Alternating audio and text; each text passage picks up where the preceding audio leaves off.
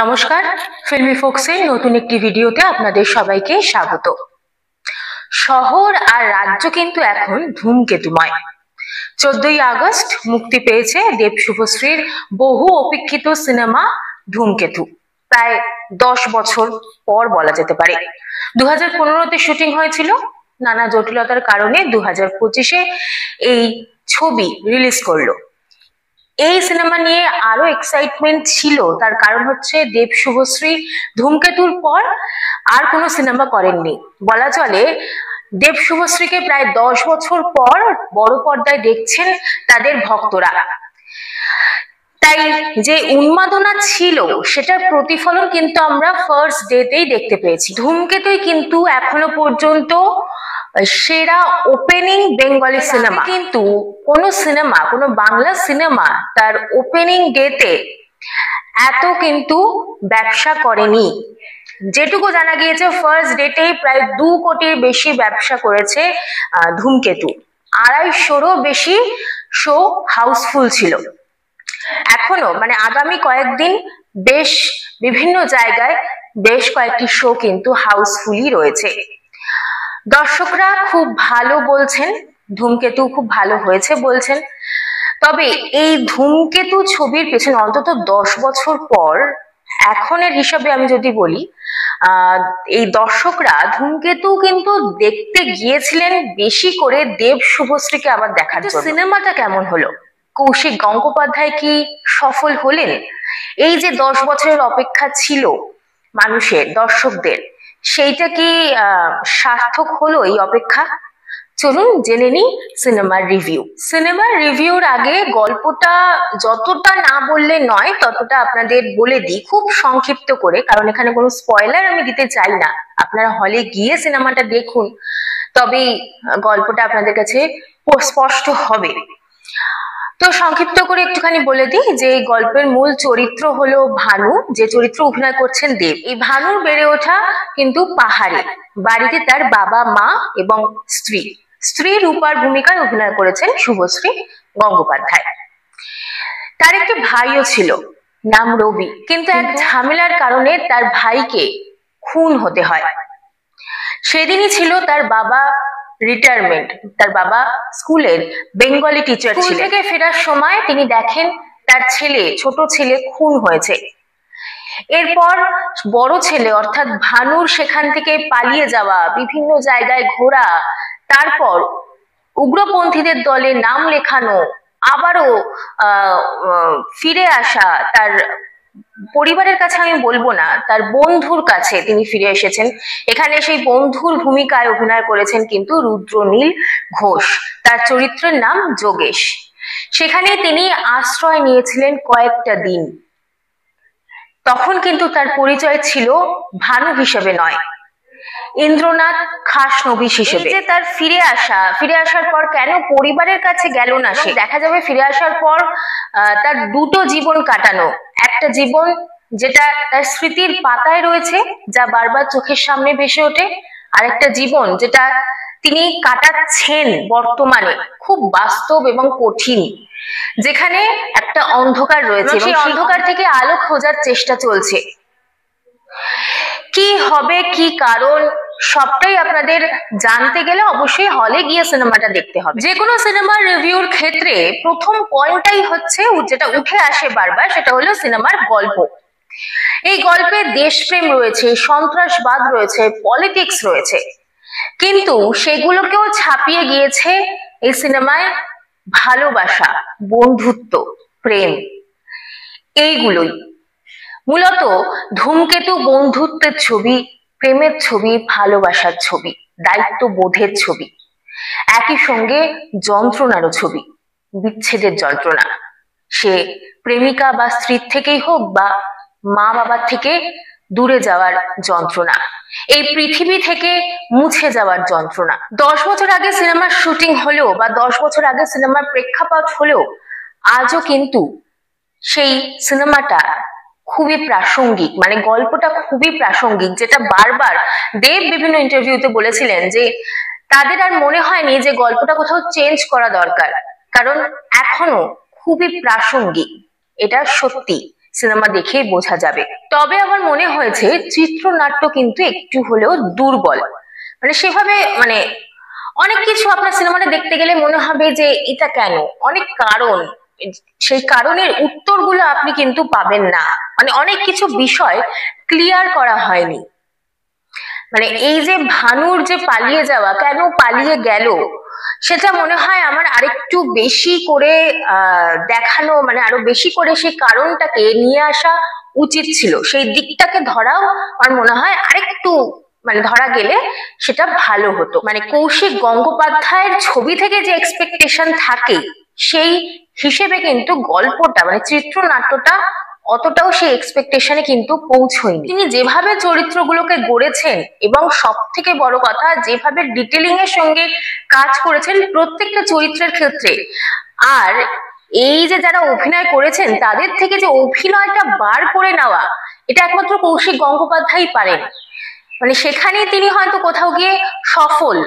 আরো একটা বিষয়, দেবের সিনেমা মানেই আমরা হলে দেখেছি যে ফ্যানেদের চিৎকার বা খুব মানে সিটি মারা, মানে যেগুলো হয় আর কি, কিন্তু এই দেবের সিনেমাটা কিন্তু সেইটা হয়নি। মানে যখন দেব শুভশ্রীকে দেখানো হলো একসঙ্গে তখন হলে খুব হইচই হয়েছে, হইচই করেছেন তার ফ্যানেরা, কিন্তু যখন সিনেমাটা শেষ হলো বা বিভিন্ন মাঝে মাঝে বিভিন্ন যে পোর্শন গুলো ছিল তখন কিন্তু পিন ড্রপ সাইলেন্স, একেবারে একটা নিস্তব্ধতা ছেয়ে গিয়েছিল।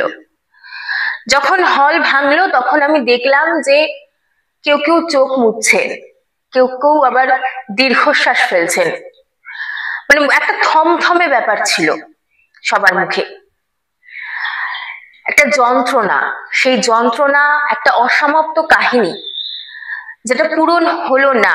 জানি না পরবর্তীকালে সমাপ্ত করবেন কিনা কৌশিক গঙ্গোপাধ্যায় বা ধূমকেতু 2 আসবে কিনা সেটা আমাদের জানা নেই, তবে একটা যন্ত্রণা, একটা কষ্ট নিয়ে কিন্তু মানুষ হল থেকে বেরিয়েছেন, একই সঙ্গে অবশ্যই ভালো লাগাও।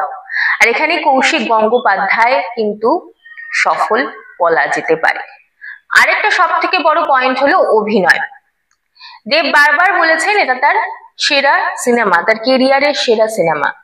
সত্যি দেব এখানে তার সেরাটাই দিয়েছেন। দেব যখন এই সিনেমাটা করেছিলেন, মানে ধূমকেতু যখন শুট করেছিলেন তখন তার আগে আমি বলছি বুনো হাঁস কিন্তু করে ফেলেছিলেন, মানে সেই সময় থেকেই দেব নিজেকে ভাঙতে শুরু করেন, অন্য ধারার সিনেমায় নিজেকে নিয়ে যেতে শুরু করেন, মানে এক্সপেরিমেন্টটা কিন্তু তখন থেকেই শুরু হয় এবং এখনো তিনি অন্য ধারার ছবি করছেন, অ্যাকশন সিনেমাও করছেন একই সঙ্গে। তবে অন্য ধারার ছবিতে যে দেবকে আমরা এখন দেখি সেই দেব কিন্তু আরো অনেক পরিণত হয়েছিল আরো 10 বছর আগেই কৌশিক গঙ্গোপাধ্যায়ের এই ধূমকেতু ছবিতে। তার বাংলা বলা থেকে তার অভিনয় অসাধারণ, খুবই পরিণত, এবং দেব এখানে আমার যেটা মনে হয়েছে তিনি চোখে চোখে অভিনয় করেছেন। তার চোখ বুঝিয়ে দিয়েছে কখন তিনি ভালোবাসছেন, তার চোখ বুঝিয়ে দিয়েছে কখন তিনি যন্ত্রণা পাচ্ছেন, তার চোখ বুঝিয়ে দিয়েছেন বন্ধুর প্রতি তার বিশ্বাস কতটা। শুভশ্রীও ভীষণ সাবলীল অভিনয় করেছেন, খুব ভালো অভিনয় করেছেন, একেবারে পরিণত অভিনয় যাকে বলে, হয়তো তখন থেকেই তার পরিণত হওয়াটা শুরু হয়েছিল। আমরা যেটা পরিণীতায় দেখেছি তার আগেই কিন্তু ধূমকেতুতে করে ফেলেছিলেন শুভশ্রী। আমি বলতে চাইছি যে আমরা চ্যালেঞ্জ বা রোমিও তে যে দেব শুভশ্রীকে দেখেছিলাম সেই দেব শুভশ্রী থেকে কিন্তু ধূমকেতু দেব শুভশ্রী পুরোটাই আলাদা, অনেক পরিণত, এবং তাদের দেখে এত ঝকঝকে লেগেছে, দেখে মনেই হবে না যে তারা এত পুরনো জুটি, মনে হচ্ছে আর নতুন জুটি। খুব মানে তাদের রোম্যান্স থেকে শুরু করে একসঙ্গে ওই সুখে দুঃখে বিচ্ছেদের যন্ত্রণা সবকিছুই তারা দারুণ ভাবে ফুটিয়ে তুলেছেন। এখানে আরেকজনের কথা না বললে নয় অভিনয়ের ক্ষেত্রে, এটা বারবার বলা হচ্ছে তো ধূমকেতু দেব শুভশ্রী দেব শুভশ্রী, এটা যতটা দেব শুভশ্রীর সিনেমা ততটাই রুদ্রনীল ঘোষেরও সিনেমা। অসাধারণ অভিনয় করেছেন তিনি এখানে, কিন্তু এই ধূমকেতুতে নিজের সেরাটা নিংড়ে দিয়ে দিয়েছেন।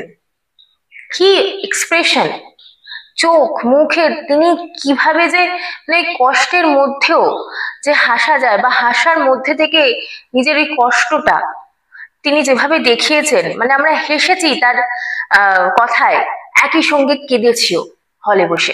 এছাড়াও যারা ছিলেন দুলাল বাবু বা পরমব্রত চট্টোপাধ্যায়, চিরঞ্জিত চক্রবর্তী, প্রত্যেকেই খুব ভালো অভিনেতা এবং ভালো অভিনয়ও করেছেন। যদিও চিরঞ্জিত চক্রবর্তীর বা পরমব্রতর জায়গাটা খুব কম, কিন্তু পরমব্রত ওইটুকু সময়ের মধ্যেই যা দারুণ অভিনয় করেছেন সেটা তো আপনারা সিনেমা গিয়ে দেখলেই বুঝতে পারবেন।